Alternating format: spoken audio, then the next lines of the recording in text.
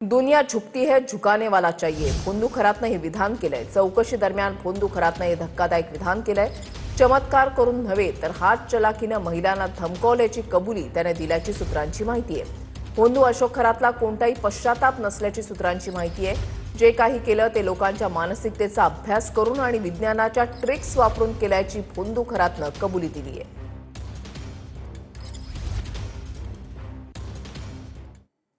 फोंदू अशोक खराच्या घर आणि कार्यालयावर छाप्यामध्ये मोठा खुलासा झालेला आहे. तृप्त बाला बंगल्यातून असंख्य आधार कार्ड आणि पॅन कार्ड जप्त करण्यात आले. बनावट बँक खाती उघडण्यासाठी कागदपत्रांचा वापर केल्याचा संशय आहे. प्राथमिक तपासामध्ये 131 बनावट खाती उघडल्याचं समोर आहे. अहिल्यानगर, नाशिक, पुणे इथे आणखीन खात्यांचा संशय आहे. अनेक खात्यांना खरातचाच मोबाईल नंबर लिंक आहे. फोंदू खराच्या मुलीचीही एसआयटी चौकशी होणार अशी सूत्रांची माहिती आहे. खराची मुलगी तृप्त बालाची सुद्धा एसआयटी चौकशी होणार असल्याची सूत्रांची माहिती आहे.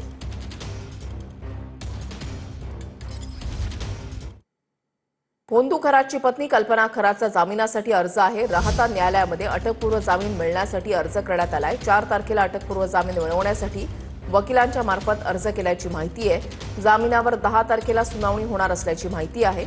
कल्पना खरात विरोधात शिर्डी पोलीस ठाण्यामध्ये गुन्हा दाखल झालेला आहे. फोंदू खरात प्रकरणामध्ये एसआयटीची आज पत्रकार परिषद होणार आहे. फोंदू खरातवर दाखल असलेल्या गुन्ह्यांच्या अनुषंगानं माहिती दिली जाणार आहे. फोंदू खरातला उद्या कोर्टामध्ये हजर केलं जाणार आहे. खरातला कोर्टामध्ये नेण्यापूर्वी एसआयटी पत्रकार परिषद घेणार आहे.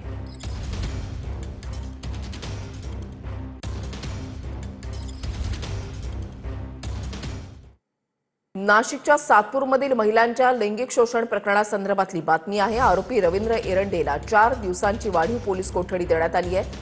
पोलीस तपासामध्ये पेन ड्राईव्ह आणि काही प्राण्यांचे अवयव सापडलेले आहेत. 7 महिलांचे 120 व्हिडिओ पोलीस तपासामध्ये मिळालेले आहेत.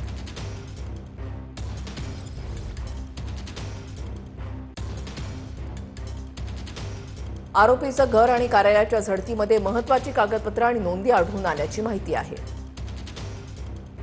पोलीस तपासामध्ये 7 पीडित महिलांचे 120 व्हिडिओ अशी आरोपीची कबुली आहे. आरोपीच्या कार्यालयामध्ये प्राण्यांचे अवयव आढळलेले आहेत. मात्र त्याचा वापर कशासाठी केला जात होता याचा तपास सुरू आहे.